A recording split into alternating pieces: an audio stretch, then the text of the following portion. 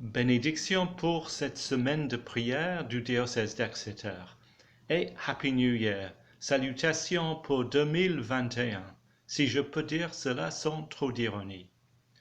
Je vais dire quelques mots sur l'évangile de Saint Jean d'aujourd'hui, relié avec des réflexions sur notre situation nationale et paroissiale. D'abord, deux références littéraires. Il y a environ un an, pour marquer le 60e anniversaire de la mort d'Albert Camus, je commençais à relire La Peste, que j'avais étudiée à l'école. Un mois plus tard, face aux événements en Chine, je lisais différemment. 6 mois plus tard, nous vivions à peu près ces mêmes circonstances. La lecture est devenue la réalité. Deuxième référence. À la fin du roman Un conte de Deville par Charles Dickens, situé à Londres et à Paris pendant la Révolution française, le héros Sidney Carton parle du sacrifice de soi qu'il est sur le point d'offrir pour son ami. Il dit « C'est une bien meilleure chose que je fais que je n'ai jamais fait. C'est un repos bien meilleur que je n'ai jamais connu. » Il est guillotiné peu après.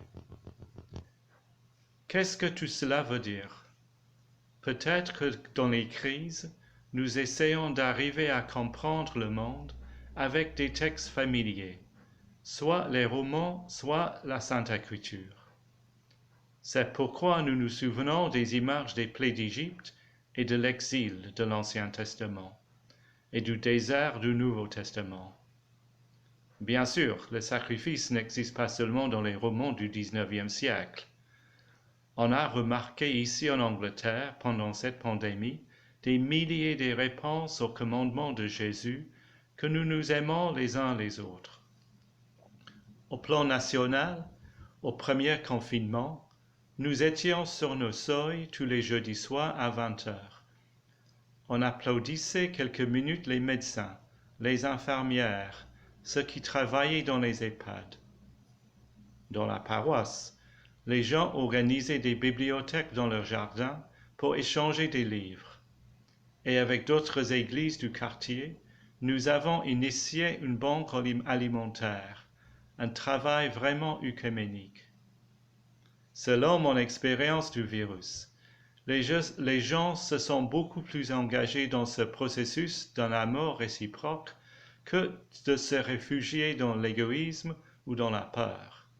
Mais, frères et sœurs, il y a une étape au-delà de ces actions bienveillantes.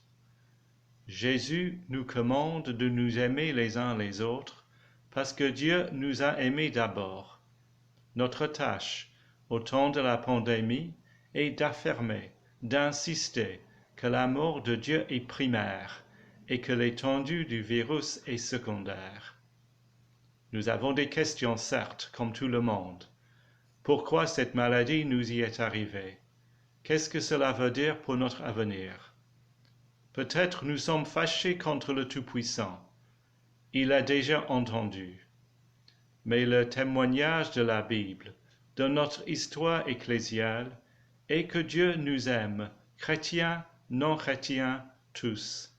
Et la seule réponse possible est d'aimer Dieu et nous aimer les uns les autres. Amen.